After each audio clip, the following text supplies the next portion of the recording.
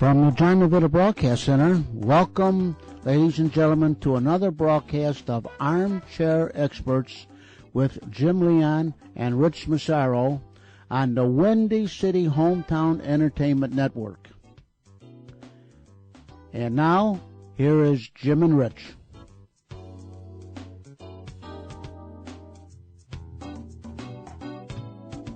And every time I hear that music, Rich, it makes me think back to Sid McCoy doing the all-night show on WCFL, where he played jazz. I don't know. It's good music to fall asleep to. I would say that. Well, hopefully nobody will fall asleep to us. Leon and Massaro back again, the Armchair Experts, with an hour of ruminations, cogitations, opinions, insinuations, whatever you'd like. Hallucinations. A lot of people will say that. I think we got a few things I think we want to talk about today. I hope we'll have some fun for the next hour or so. Obviously, the big news as we're going this, it's still the issue of Alex Rodriguez and his 210-game suspension. And I guess the question I want to pose to you, and we can kick some of this stuff around, is this a person that should be hated, or is this a person that should be pitied because he's not that bright? Yeah, you know what? It's funny. I didn't know what we were going to talk about because we usually just sort of wing it. Mm-hmm. And I actually was thinking about this morning, so I do have a couple of thoughts. There's two things. The first thing is I get sort of aggravated with the other day, and again, I don't read his column, but I might glance over it, but it was Rick Morrissey in the Sun-Times had a column about A-Rod, and he was saying, he said, well, all of the proof that there is against him, the proof being that look at all the national media is following him. The proof is that when he goes up to bat, everybody boos him. And I'm thinking, okay, when are you going to start giving us the proof? And one of the, because that's not proof. Won't work in a court of law. Yeah. One of my big problems is, now I don't know, maybe the proof is in as far as the commissioner's office or whoever goes. But you know what? I haven't really seen the proof in the paper, and until I actually know the facts. Now maybe the facts are out there and I just don't know it. My whole thing is, one, is the guy guilty before he's actually proved to be that, and that's the first thing. The second thing is that I'm probably going to forget the second thing. No, A-Rod is, I really don't hate him. It's terrible. It's terrible to be this age. It is, isn't it? The second thing is, and I've said this maybe to you and other people before, it's not unusual in the course of the history of sports for players to try to get a leg up. And you know what?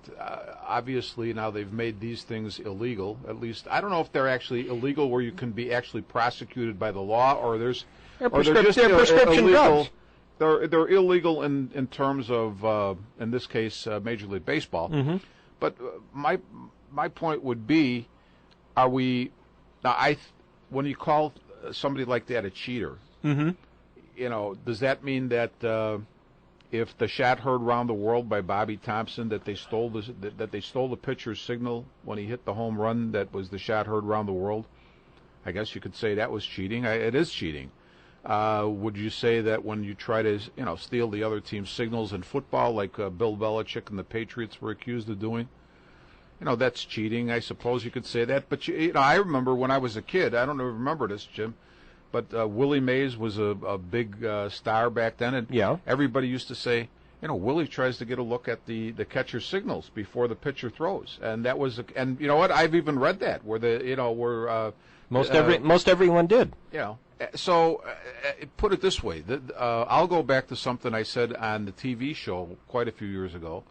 One of the big things for me about this steroids thing is, or PEDs in this case, is what's the health risk to these guys for what? I mean, really, for what? So you could hit 10 extra home runs a year, or so you can have a workout and recover a half an hour faster than you normally would? I mean, that's what you're going to maybe risk cancer or well, whatever, I was going to say, what's the risk? I said, go back and think about Lyle Alzado, mm-hmm.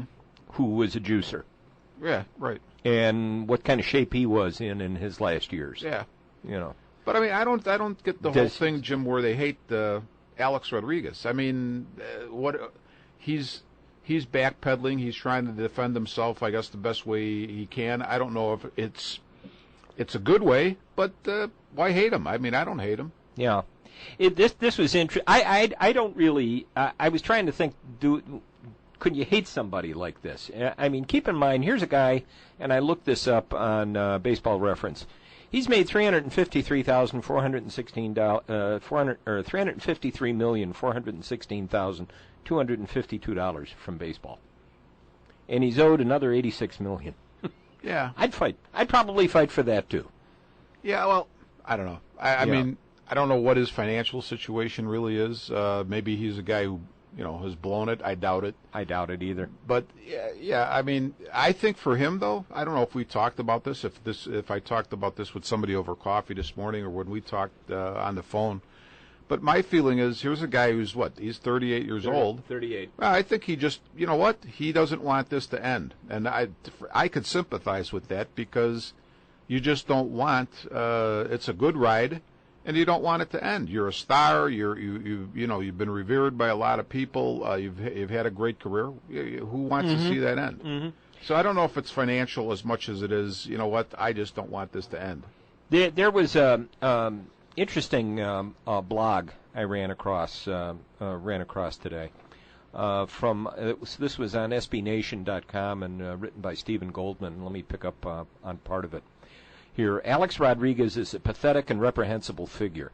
He is a living vampire in the sense that a vampire is a parasite that thinks the maintenance of his own existence is the highest moral imperative. The community be damned, and cast no reflection when it looks in the mirror.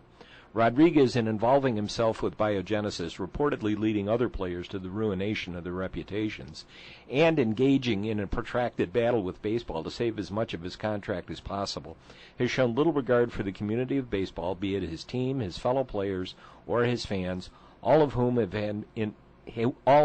in some way have been injured by his conduct. I don't know about that, but in his seeming lack of self-awareness, his narcissism, his stance as the persecuted party who has no need to show contrition, he clearly lives in a world without mirrors, even though he's wealthy enough to have purchased his own Versailles. Beyond that, there's something that's just off-putting about the guy. There always has been. He has always seemed fraudulent, even when talking about mundane matters. It seems to me that when you suspect someone is a liar and you don't have a good reason to do so, it feels bad, like you're judging someone unfairly. When it turns out the person you suspected was indeed a liar, you feel twice as righteous and perhaps disproportionately angry, because you subjected yourself to pain in the form of doubt and self-criticism that would have been better spent on the other guy. While what Rodriguez has done is disappointing, but it falls far short of the crime against humanity that pundits have made it out to be. Anyone who looks at the numbers put up by players from Barry Bonds to Alex Rodriguez and thinks a substantial proportion of their output was attributable to drugs is making an assumption that is unsupported by facts. Gong.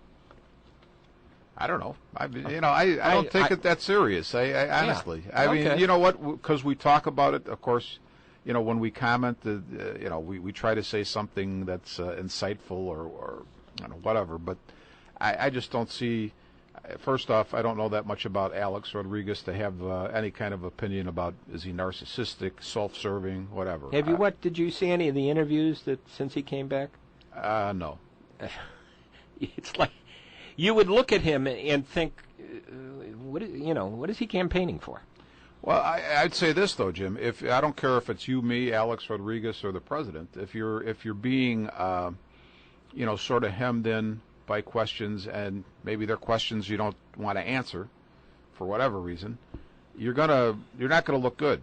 Mm-hmm. So I think that's what's happening there, and mm-hmm. Obviously, maybe the guy is looking at his, how he's going to be viewed over time. Mm-hmm. But he's probably going about it the wrong way. But maybe there is no right way. Yeah, it's interesting here.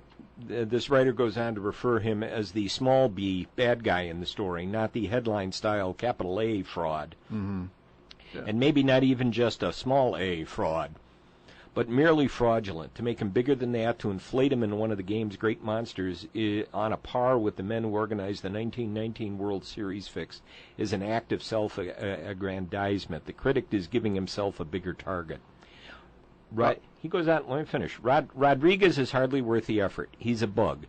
With his financial resources, he could have hired his own biochemist and put him to work in the state-of-the-art sterile laboratory, manufacturing personalized designer drugs. The only thing I would say to that, let me say, this is where I'm coming from when it comes to sports. You know what? I look at the games as games. I understand they're a business, but to me, it's fun. And when this type of thing is grabbing the headlines, it makes it no fun. I mean, I would rather talk about any number of things. Obviously, if we're going to pretend to be a show that's up on things that are current, this is something you have to talk about. But you know what? I'd rather think about Alex Rodriguez in terms of what type of ball player he was. I would prefer that too. Mm-hmm. It is kind of funny. He does make a comment that. He refers to him as Darth Rodriguez was so good at cheating that he, 1, managed to decline in consecutive seasons beginning in 2008, 2, could not get onto the field this year until August, and 3, got caught. Mm-hmm. This is not a master of evil. This is an idiot. Now, you remember, Jim, when we were in high school, I don't know, Jim Kirsten or one of the guys turned me on to a book, and I think it was written by a Cardinals linebacker. I want to say, and I apologize if I'm wrong, it might have been Dave Megacy. And he talked about how when he was a young player, he might take a greenie once in a while to get up for a game, and then it progressed, and pretty soon, he needed to take him to get up for practice. So, these, I don't think anything here is super brand new. No, it's just like when I remember. It's just more advanced now. A few years ago, I remember I got the biggest kick. I'm reading the Sun-Times, and they said, police officer may have gang ties. Now, this was to either a black or a Puerto Rican, a Latin gang. And I'm thinking, this is news? I mean, did you ever see The Godfather, which I know is not a true story, but it doesn't fall too far from the truth. You think that the mob never had police officers and judges and politicians in their pockets? So I put this in the same category. It's just like, Jim, we were talking the other day on the phone about the comment that was made in the Sun-Times last week that Jay Cutler was the most talented quarterback the Bears have ever had. And I'm reading the Hallis book that you pitched to me, and I'm glad you did because it's a great book. But you know what? When you go back and you look at guys like Sid Luckman, obviously is the one everybody would say maybe compare Cutler to, but you have to be totally in the dark to not think that guys like Johnny Lujack, Bobby Lane, Ed Brown, George Blanda, all excellent quarterbacks. Ed Brown led the NFL in passing in one of the years he started for the Bears. Blanda was probably, I always thought that Blanda he made his big rep in Oakland when he had that one year when he was like damn near 50. Excuse me, Kevin.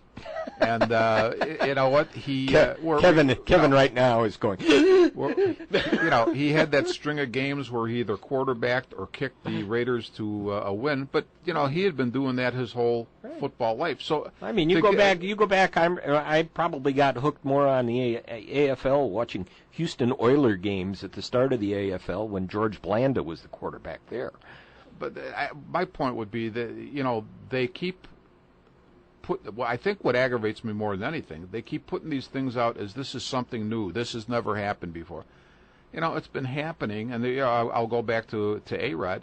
It's been happening, and this is, as you say, these are advanced, these are more modern things. But guys have been doing these types of things for a long time. I can remember reading the old Sporting News where Larry Boa took a swing at a pitch, and his bat shattered in the old Veterans Stadium in Philadelphia, and about 10 Super Balls came out of the bat. He was trying to get a little extra bounce out of his bat. He didn't have that strong of a bat. You talk about Dave Megacy taking a greenie before that. I said, if you remember the one thing in Ball 4, when Boughton was traded to Houston and they had their fight song and they were teaching him the fight song and they talked about the Astros having a case of scotch, a case of greenies, and an old beat-up Whirlpool. That was their secret. I'll tell you, my favorite thing in that whole book was when he said, they talked. I think it was that book where they talked a little bit about how players got nicknames, and I think they called Andy Etchebarren something like Pizza Face because it looked like, no,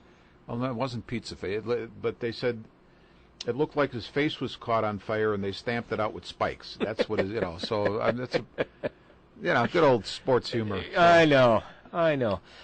You brought up the Halas book, and I'm glad you are enjoying it. It was one of the most interesting biographies I've ever read of anybody. If anybody is interested in it, I don't know if it's available anymore, but you can certainly go to the library in Norwich and find it. It'll be available. It'll be available once Rich is done with it, or I'll be happy to sell you my paperback of it. I want to say this. I criticize the media a lot of times for the writing and the way they portray things. Now, Jeff Davis is a guy. Now, he wrote another book about Pete Rozelle, and what I love about an author like Jeff Davis is he presents both sides of George Halas, but he doesn't. You know what? He's not moralizing about it. He's presenting it to you. Factually, and he's presenting other people's reactions to things that maybe that Halas did or Rozelle did, but he's not moralizing. Everybody here, whether you're talking about Rodriguez or George Halas or whoever, they're human beings. They make mistakes, and they're not perfect. So what I love about an author like Jeff Davis is he realizes that he's not above us. He's in the human community with all of us, and the people he writes about are in the human community as well, and he just he lays it out there for you without really moralizing about it, and the good aspects as well as the bad things about people, and I really enjoy that. What I hate about the papers is, it's almost like, the guy who wrote the story about Alex Rodriguez or the guys who are coming down on him have never done anything wrong, have never maybe come off the way Rodriguez came off. That's a lot of BS. One of the things that this guy brought up in this blog about cheating and everything else, he said, let's see. Still that, so yes, throw the books at the malefactors, drive them out of the game. Still, that's just basic policing on the level of issuing tickets to jaywalkers and litter bugs so the neighborhood remains livable. We don't execute those people because because most of us are those people. Have you ever gone 65 miles per hour in a 55-mile zone? You have cheated. If you've ever fudged your taxes, you've cheated. Ever brought 11 items to the 10 items or less express line? Rotten cheater, there's no circle in hell deep enough for you. That's good. See, in every one of those cases that apply to you, guess what? Not only are you a cheater, you're a better, more successful cheat than Alex Rodriguez because you actually got some benefit from your cheating. There you go. Yeah. The thing I did like to see, it was in today's paper, both and the two players that they were quoted, and there might have been another one, but he's slipping my mind. Carlos Villanueva, who I guess is the Cubs player rep, and Darwin Barney, both came out. And I know Alfonso Soriano, when the first day he got into town with the Yankees, pretty much said the same thing. They want to see the game cleaned up. They want it, to get the guys that they're calling cheaters out. And I think that may sound like I'm totally reversing my stance, but I think that's a good, healthy. That's where you really have to start. The players. A lot of times there's this misconception because you happen to have the title of commissioner or president of the league or whatever that you can do something about it. The guys I think who can do the most about it are the guys right there in the clubhouse who pretty much know the guys who are cheating. They could tell if a guy all of a sudden gained 20 pounds of muscle over the winter, and his head size got bigger too. Yeah, they're the guys. They're the guys who probably have the best ability to clean things up if that's what they want to see done. Now, when does it become? I guess the issue is when does it become wrong? If you are prescribed this to help a torn muscle heal faster, well, now because of this in baseball, should you not take it? You talk about it just as a regular person? Right. Well, I'm saying let's say a ball player, a ball player. You have a muscle tear, and this helps you heal faster. Yeah, I don't know. Is that illegal? Yeah, I'm not that's sure. the question. I don't know. Now, the other thing, and you brought it up, and it made me think about this. And Bud Selig, he's going to retire as commissioner. And, it's hard to believe, as I've read an article, it's been over 20 years he's been in there. It's like, where did the time fly? Yeah. Is this just him trying to make his big final splash here? Well, with these suspensions? With these suspensions, and especially giving everyone else 50 games and him 210? I guess the question is, what's the evidence? Yeah, I don't know that they have. I mean, if they have it, I haven't seen it. That doesn't mean it's not there, or but I don't know. I don't know what the evidence is. And you know what I kept thinking, and this is another thing I wanted to throw into this conversation. When our former governor, Blagojevich, was sent to prison for 14 years for a conversation that he had about selling Barack Obama's old Senate seat. My take on the whole thing was this. Do I think Rod Blagojevich was clean Gene? No. I think he probably did plenty of things in his political career that were probably shady. But my problem with it was, I don't think it's a crime to have a phone conversation, whether you think it's a good conversation or not. How can I tell the context? Maybe the guy he was talking to, they're longtime friends, and it's a fun conversation. I'll sell you the seat. Yeah, I'll give you $1 million for it. You and I could have that conversation easily, and it wouldn't mean a hill of beans. Maybe that conversation there didn't mean a hill of beans. I wonder the same thing about this biogenesis thing. Is this a deal where Rodriguez maybe knew about the place, and people knew he knew, so they asked him, and he said, yeah, well, go ahead and check it out, whatever. Was it that type of thing? To me, that's not a crime. I mean, if I say, Jim, yeah, I mean, I don't know. I can't be you. Go ahead and check it out. I checked it out. There's this, and this available. Doesn't say that I used it. Doesn't say that you should use it. But if you want to check it out, check it out. Is it that type of thing? Or is it something where they really have evidence? Was he funneling guys there, and was he making something off of it? I don't know.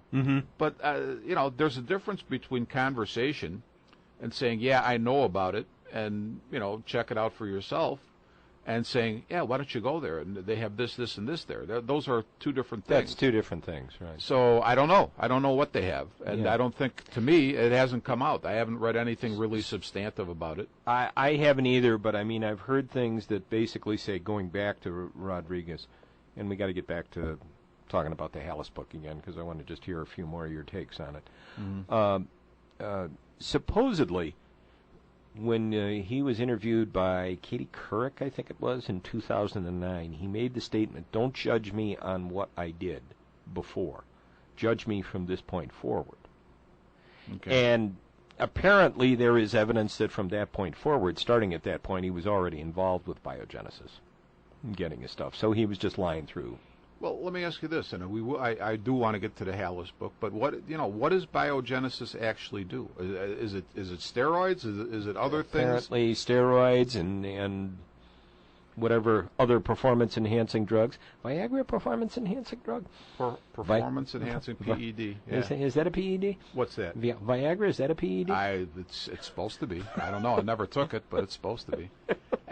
Jim, I think it had to be a good 25, 30 years ago. I read in one of the sports magazines, I think it might have been Sports Illustrated, and I was shocked, but I thought, that sounds like a pretty decent idea, where the whole, the first time I ever read about blood doping, where they take your blood out, and then before you compete, they put it back in. Whether it works or not, I think what little I've read about it, the jury is out on that. They don't know if it works or not, but it seemed like it. You take your blood out and you re-inject it, and supposedly it's aerated and everything, and you get a little surge. But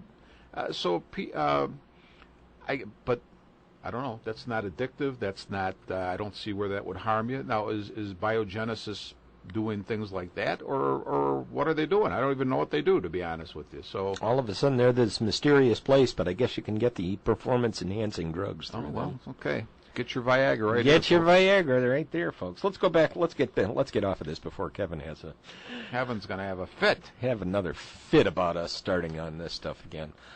The V word. The Halas book is interesting because I find it's a great history.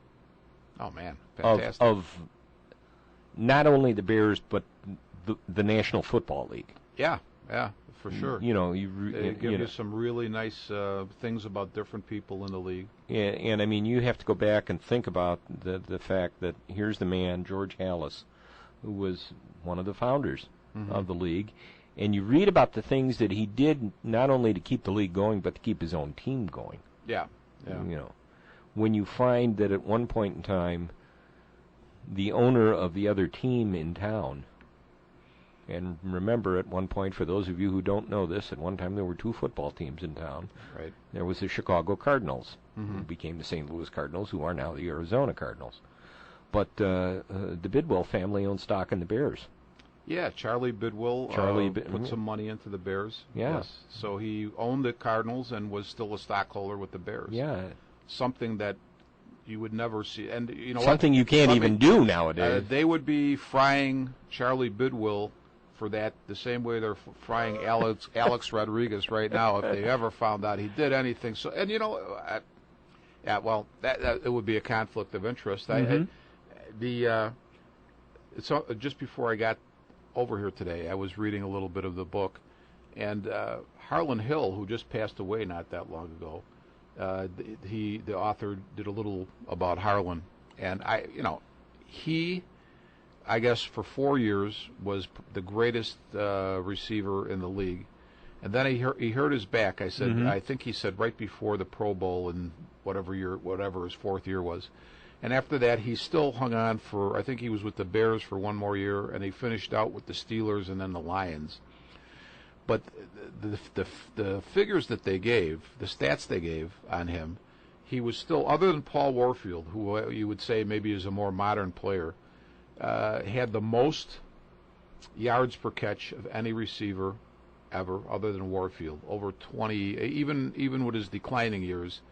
That average dropped from 22-something to 20-point-something yards per catch. When you think about that, that's amazing. That's amazing, really.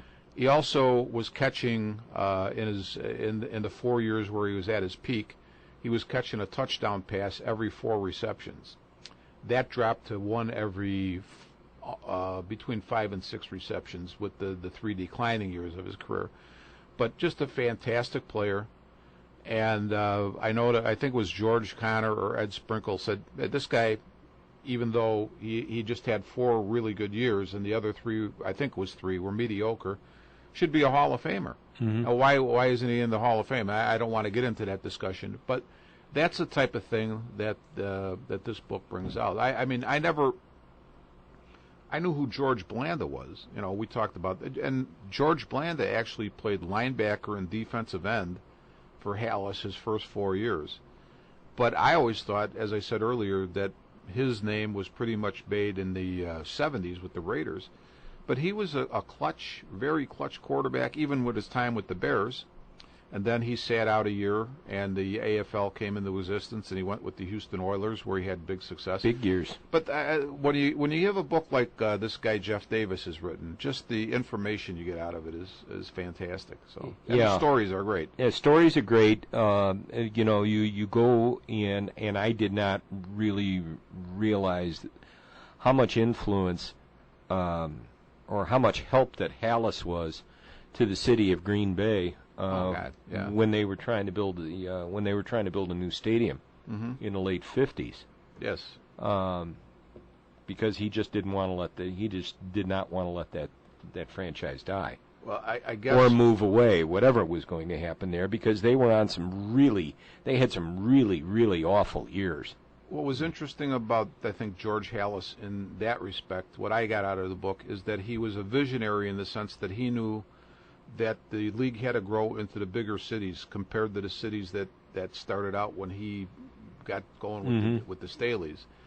But he still wanted to have that link with the past, with the Packers, and it was a great rivalry. Although in the book, throughout the book, it says the Packers rivalry never ever even came close to the rivalry between the Bears and Cardinals. That Right. was a blood rivalry. That was a blood. Yeah. And of course, Halas and Lombardi schmoozed Halas. I sincerely, I would assume. There was a great. You read in there, and I think if you read some books about Lombardi, you find there's a great affection. Sure, that those the two, yeah. two men had for each other, which of course they never would show to each other's teams. No, I mean they still wanted to Yeah. beat the snot out of each other Right. when they played each other. Right. But Lee Rummel, I guess, who was I think he was the PR man for Green Bay for a long time, said in the book that the people in Green Bay had nothing but admiration for Halas, because I think the year was probably it might have been '56 when he went up there to stump for.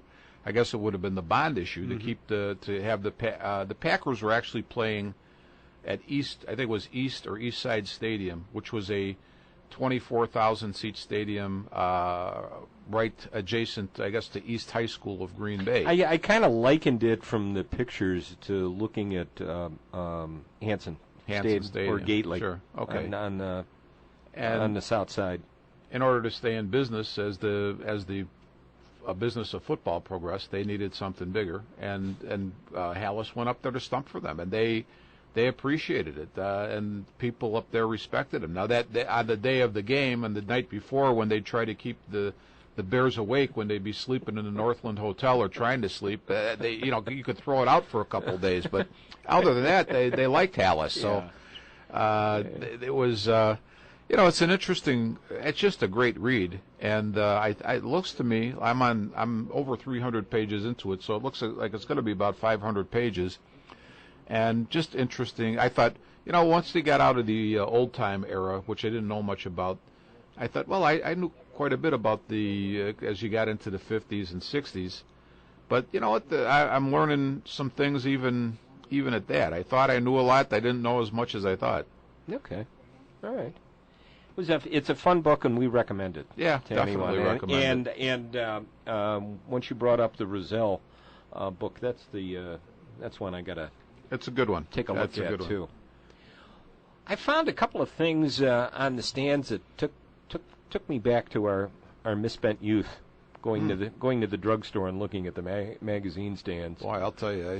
There was nothing dirty about it. I mean, I'm talking about going and looking at the baseball magazines. The baseball magazines, yeah. Yeah, until Mr. Kruger kicked us out or Art kicked us out. Yeah, Artie Chernoff or Mr. Kruger, yeah. Yeah, But one of the ones I remember was Baseball Digest. Oh man, great book. Magazine, I should say. Yeah.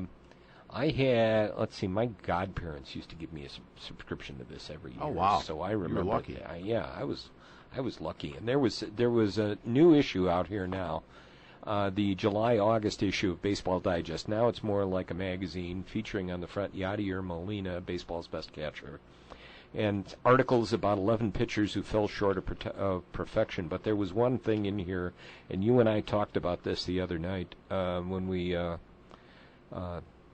talked on the phone, but they always have something, Baseball Stat Corner, but 8 players in Major League history with 300 home runs and 300 stolen bases. Now, Barry Bonds is the only player to surpass the 500 mark in both. But there were 3 names on the list that surprised me, because I never would even think of them in this context. Barry Bonds, obviously, with 762 home runs and 514 stolen bases. Willie Mays, 660 home runs and 338 stolen bases. Alex Rodriguez, 647 home runs and 318 stolen bases. This is stats through through the 2012 season. Andre Dawson, 438 home runs and 314 stolen bases. Here's a name, and I guess I never even thought about it, but I think he's just one of these guys who just quietly goes about and does his business. Carlos Beltran. Wow. 344 home runs and 306 stolen bases. Bobby Bonds, 332 home runs, 461 stolen bases. And these 2 names just surprised me when I got it, because I didn't even remember. I wouldn't have even thought of them in the context of power and speed. Reggie Sanders. Okay. 305 home runs, 304 stolen bases. And Steve Finley. I looked up Steve Finley's record. He played until he was 42 years old. You're kidding me. No, he was a, it wasn't, it was Holy kind of crap. a part-timer. Oh, there you go. There's another thing, Kevin. Oh, I'm in trouble again. You're in trouble again already on that. But And what was the other guy? 304 home runs and 320 stolen bases. Reggie Sanders and those two. You didn't say the other guy. Finley and then who? I said Beltran. Yeah, Beltran. Wow, okay. Yeah. You know what, Jim? Before I got here, remember when we talked on the phone the other day, you had brought up, I think it was in context of one of these articles, Moose Solters. Mm-hmm. I looked at his record, and he had 3 really good years in the 40s, 3 years in a row with over 100 RBIs. Mm-hmm. Then I started looking, and I said, Paul Derringer, the name jumped into my head, and here's a guy who started out with the Cardinals, went 18-8 his first year. Then he got, and here's the thing, I guess here's going to be my point. I won't go into Derringer's whole record, but here's the point. He was then property somehow of the Cincinnati Reds after 3 solid years with the Cardinals. Mm-hmm. And I'm thinking to myself, now here's a guy who pitched well while he was with the Cardinals. How did he become property of the Reds? And he had great, I guess when the Reds were terrible, he had 1 year where he was like 9-25, but then he had a year where he was 25-7. But I'm thinking to myself, where stats sort of mislead you is, how do some of these things come about? How does a guy who's a solid pitcher with a team, usually a contending team like that, how did he become part of the Reds? I think, sometimes stats tell no story at all, because the actual story is in, I guess, the people that are involved and not the stats. The stats are something you build up over a season and a career. And, we've talked a lot about trades and how trades are made. Sometimes you look at people and you say, why the heck was a guy like this ever traded, And a guy like Steve Finley, you said he played till 42. He played till 42. He spent a lot of time with the Padres. He spent a lot of time with the Diamondbacks. Did he play with the Orioles too? He played with the Orioles too, I believe. Yeah. But that was kind of. I think that's who he came up with. But you wonder to yourself now, Steve Finley. What the first thing, other than the numbers that you threw out at me in terms of home runs and stolen bases? To me, the most important stat would be the fact that the guy played till he's 42. Mm-hmm. In other words, some team thought that he was going to be a useful guy who could help them up to that's a very ripe old age for baseball, especially, I know he was an outfielder. Mm-hmm. And that tells a story all in itself. If you really look into it, it's an interesting story. Mm-hmm. There was a guy that the Sox had a few years ago when Ozzie had his DH by committee thing going on, and he was a journeyman. I think he was a left-handed hitter, been with quite a few teams, and he left the White Sox. I think he played with the Brewers. But guys like that, who, now this guy did not have the stats that Finley had, but obviously a serviceable player, because not a star, but a guy who stuck around a long time. And it goes back to, I think we've talked about this before. How about a guy like, I don't know, maybe you could take somebody who's on the Cubs right now. Okay, David DeJesus would maybe, not the best example, but is the first one I'll think of. He's not a guy who hits for a big average. He's not a big home run hitter. But I would say this, as a Cubs fan, when David DeJesus, when he comes up there, he, you know what? I have confidence. I think there's a good likelihood that he's going to do something good. Again, it's a good ball player. Nate Scherholtz fits that mold too. Yeah. That you look at this guy and say, this has been a journeyman, but he's having a decent season. And it has nothing to do with stats, but it does have something to do with, I remember when we played ball, and if I mentioned this before, Jim stopped me, but we had 2 guys, Mike Lopez and Davey Rule, that played with us. When those guys played with us, and I'm not exaggerating, we almost never lost. Now, they were the 2 youngest guys on the team. They're both guys who are going to go into the 16-inch softball Hall of Fame.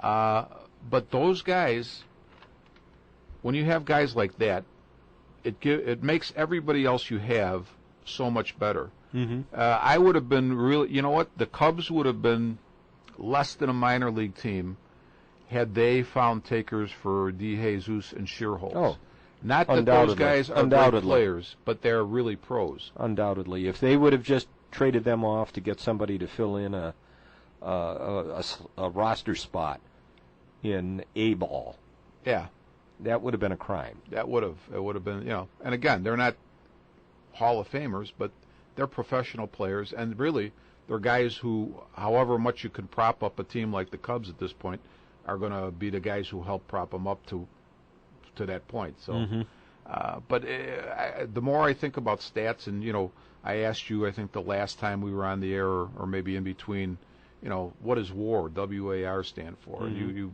told me what it was, but not even just the new stats. I think the new stats are doing a good thing, Jim, by they're trying to tell more of the story about what a player brings to the table. They're trying to do that, but I don't think any stat ever totally tells it. I mean, when you can, say, march Sandy Koufax out to the mound to pitch for you, or even today a guy I respect is CC Sabathia. Okay, when you put that guy out there, you're giving your team like about a 70% chance to win, 60 to 70% chance to win. That's a great feeling. And that's something that stats cannot really, they can't really tell the story of that. No, and I guess maybe even though he was laughed at almost by a lot of people because of his old line stand on it, Hawk Harrelson, maybe, as he said, the only stats you need to know is TWTW, the will to win. That's a great stat. Yeah, it's a really good stat. And that there are those certain intangibles that a ball player in any sport will bring to a game. I'm thinking. Jim is paging through the magazine as we're talking, and I saw a picture of Pete Rose, and it reminded me of a couple things. Quite a few years ago, a couple that we knew came to our house with their son, and they had never participated in they were not athletes themselves, and their son wanted to play football, and they had youth football, and they asked me, we got 5 minutes, Rich, what can you tell Eric about playing? And I said, here's what I would say.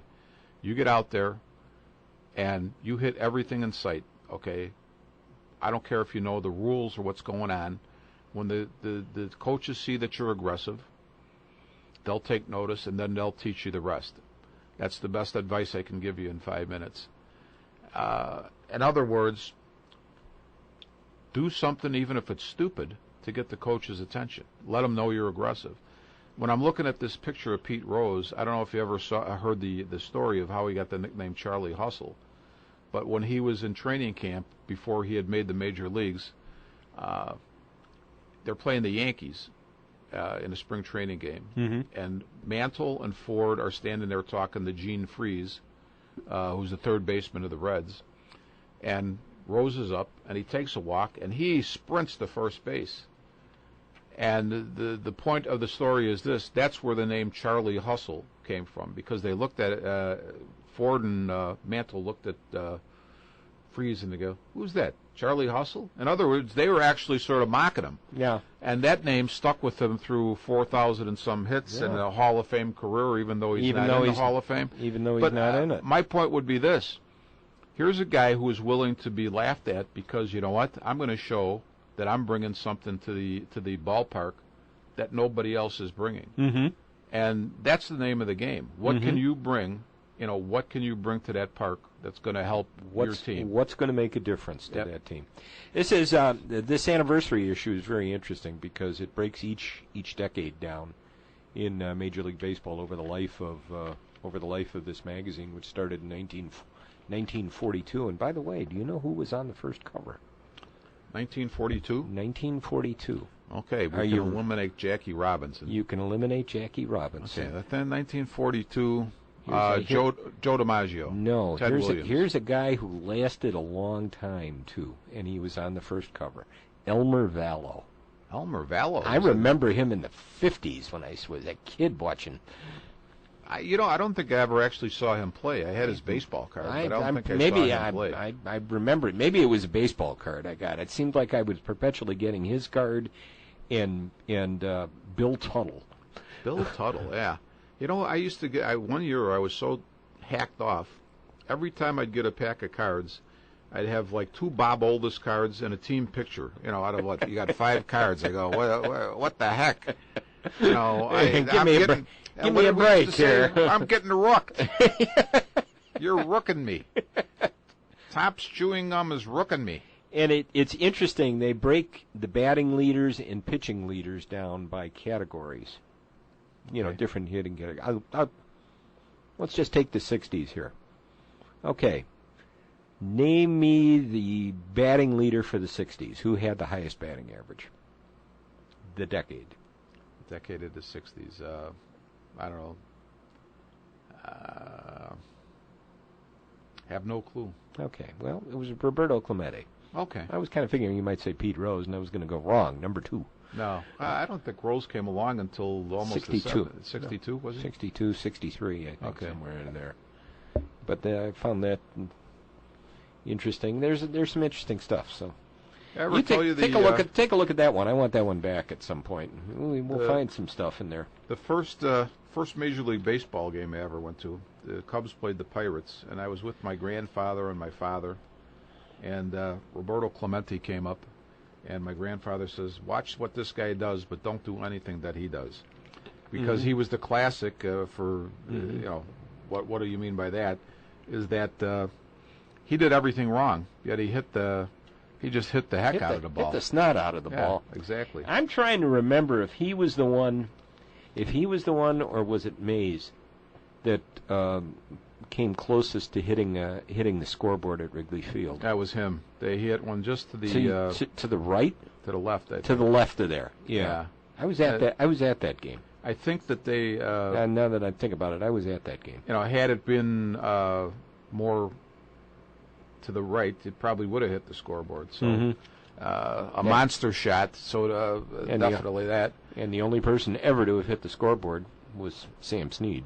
Sam Snead, slamming Sammy Snead. They said it again in the paper. There was a little article. I think it was today.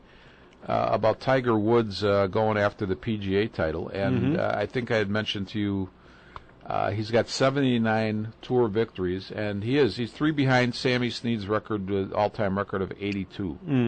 So when you bring out slamming Sammy Snead, that's right. Made me think of Tiger Woods. That's right.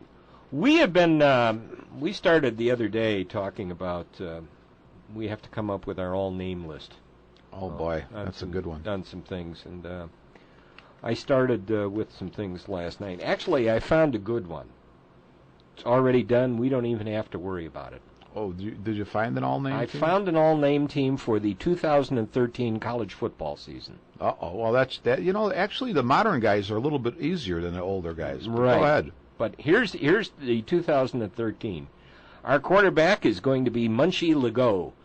Munchie Legault. From Cincinnati. Okay. Our running backs will be Orleans Darkwa from Tulane and Mr. Jones from Colorado State. Mr. Jones. Mr. Jones, okay. Our wide receivers, are going to be Jazz King from Marshall.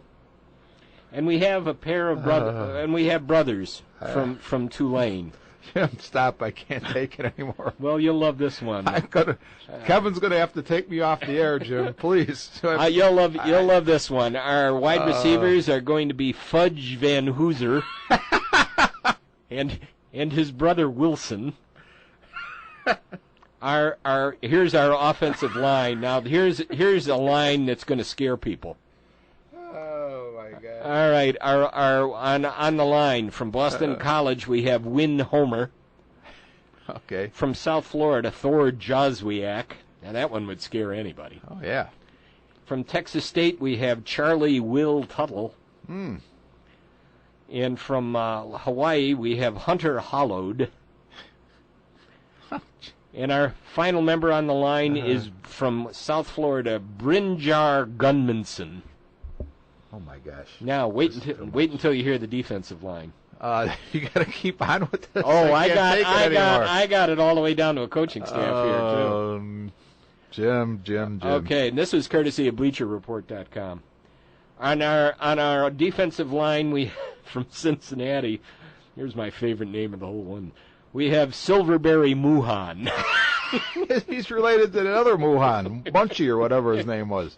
And Do you think his mother was a little high when they were naming these kids? I or what? think so. I don't know. I think that she might have been. And this kid is one of the has been rated as one of the best freshmen coming in, and he's at Alabama. And a perfect name for a defensive lineman. His name is D. Liner. Oh, that's good. I like that. Then we have from Kentucky, at 6 foot tall and 340 pounds, Mr. Cobble. Who? Mr. Cobble. Oh, okay. I like when they were called Mr. Yeah, and here's one that can match up with God Shamgod when we get to our basketball. I want to hear that. Yeah. God's Power Off for from Wake Forest. God's Power. He's just giving me the old 10 minutes. Okay, signal. 10 minutes. And our linebackers. I'll save this name for the last in the linebackers. We have one linebacker, Blaze Caponegro from Temple. We have Sir Thomas Jackson from Arizona. I like when they make themselves peers. And from Buffalo we have wonderful, terrific Mons.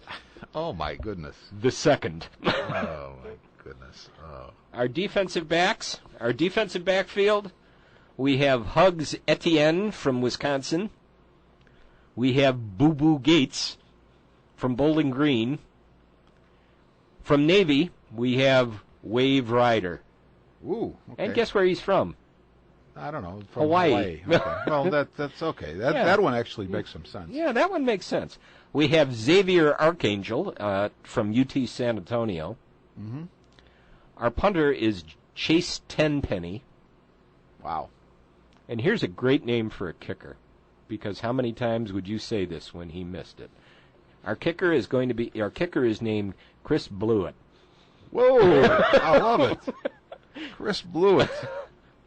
Our head coach from BYU, Bronco Mendenhall, and his assistants, Doc Holliday and June Jones. How's that for an all-name team? Actually, I would say it's proof that we're losing the drug war in this country. That's what I would say. That's my reaction to the all-name team. And I mean, you came up with some names last night when you called me. As we started, you were thinking of some names, and we for our all-pro, all-time, all-name list.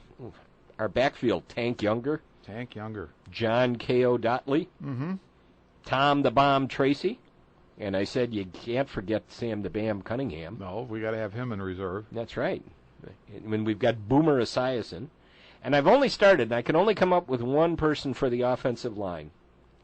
Flozell the Motel Adams. Oh, I like that. You forgot about that? That's a good one. About that one? Okay. So have you come up with any other names for baseball? Have you thought about any everybody others? I have is actually a nickname. Because I know when we talked about it last night, I thought of a couple real quick, but they were actually, nickname type of things. The best one is the one that I think that we mentioned on the TV show the one day was Smead Jolly. Smead Jolly.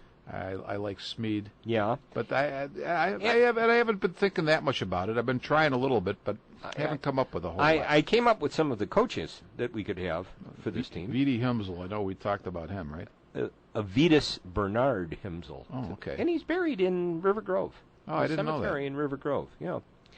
Lena Blackburn. And I said we had to have somebody named Lena.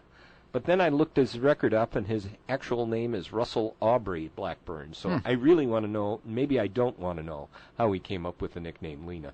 Yeah. Ozzie Blugie. Who went to Schurz High School, by the way. You'd be surprised how many of these people are from the Chicago area. We've been experiencing these problems for many years now. Al Buckenberger. Wow, where did you get that one? He managed in the 1890s for Pittsburgh. Okay. And do you know who his catcher was? No. Connie Mack. Wow, now that's really going back.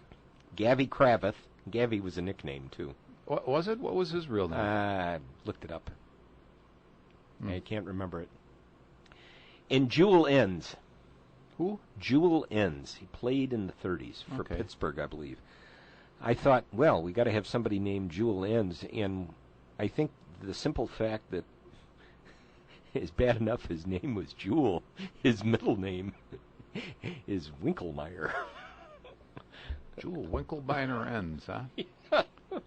Wow, Jim, you've been really studying up on this stuff. I've been doing some research, and this is only triggered by the fact that the other day I looked at the front page of BaseballReference.com, and in the memoriam section, they listed names that they were paying tribute to, and a name that popped out there who recently passed away, played for the Orioles in 1980 as an outfielder, only got into a half a dozen games, Drungo Hazewood. Yeah, you mentioned him the other day, Drungo Hazewood. And, I mean, he's on our all-name team. Gotta be. We have Smead Jolly. Okay.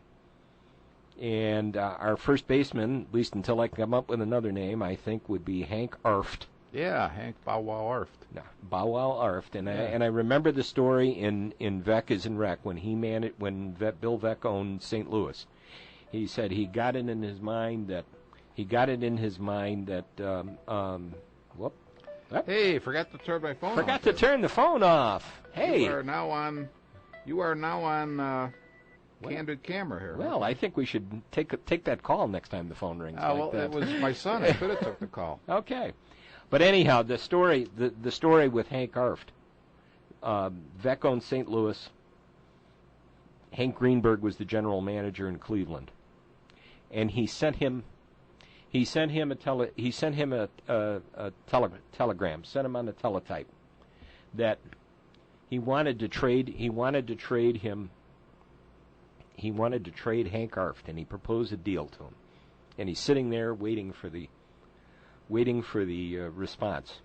And all of a sudden the teletype starts to chatter and chatter and chatter, and it's spitting out and spitting out and spitting out. And he said, I looked at what was coming across, and all I saw was arf, arf, arf, arf, arf, arf, arf, arf, arf, arf, arf, arf, arf, arf, lines and lines of lines, that just being repeated. And he said, I thought equipment being sensitive, it just got out of control. Somehow it's going to stop. And then finally it stopped, and another line printed with a message. I can't stop laughing. Keep that dog in St. Louis. Oh, man. Our center fielder, Kevin is going to clutch his chest when I said this, but it's a legitimate name. He played in the 30s and 40s. And he's from this area, too. He was from Waukegan. Johnny Dickshot. Uh-oh. You're in trouble. I know I'm in trouble, but it's a legitimate name. And the first pitcher I could come up with was, of course, Mordecai Three Finger Brown. Oh. Yeah, you like that one. I like that one. Yeah. You know, it's not as good as Jesse Rogers asking Antonio Alfonseca, how long have you had six fingers? That's a good one. I like that one. Yeah. So what? We're getting close to the end of the show.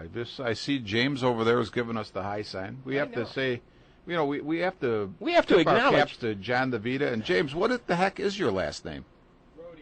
James Rohde. That's right. That's right. You said that before. I should be able to remember that. And once again, that we always want to thank John DeVita for welcoming us into the John DeVita Broadcast Center and letting us come in and play around for an hour doing whatever nonsense we want to do. We still have to figure out a way to get him into into the Broadcast Hall of Fame. I don't know. We got to figure out something here. I think we just need to go down and petition Bruce Dumont.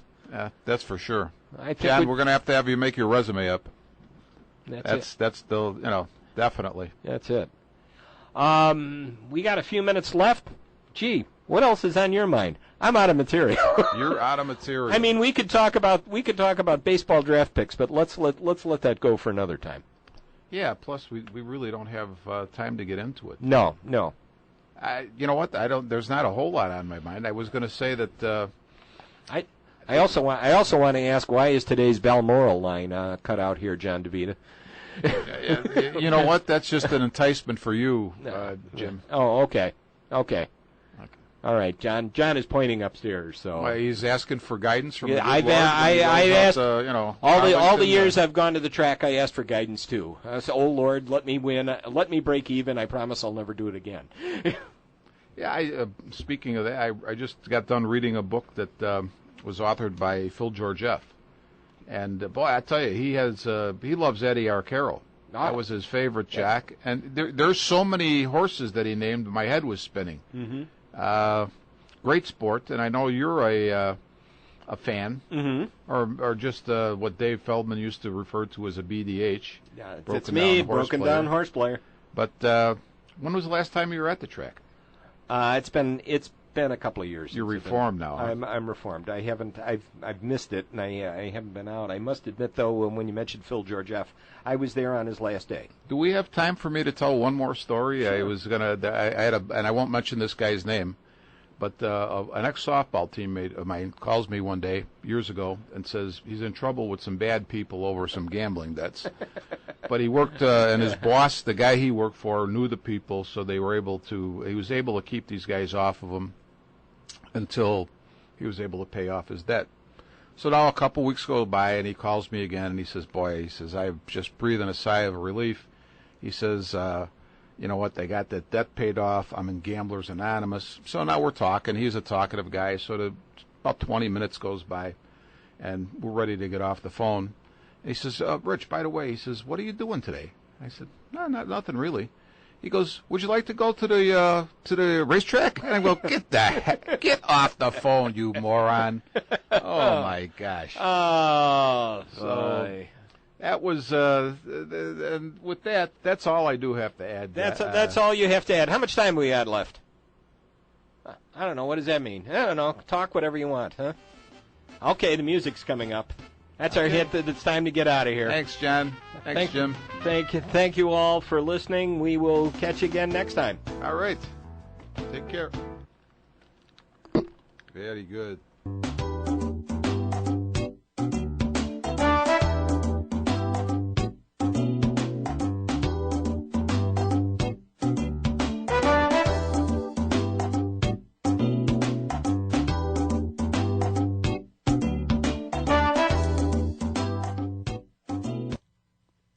You have been listening to Armchair Experts from the John DeVita Broadcast Center on the Windy City Hometown Entertainment Network with Jim Leon and Rich Mascaro. This program was directed by John DeVita, edited by Stephen Lehman, and audio engineer is James Rohde. This program was pre-recorded on Wednesday, August the 7th, the year 2013. Thanks for listening.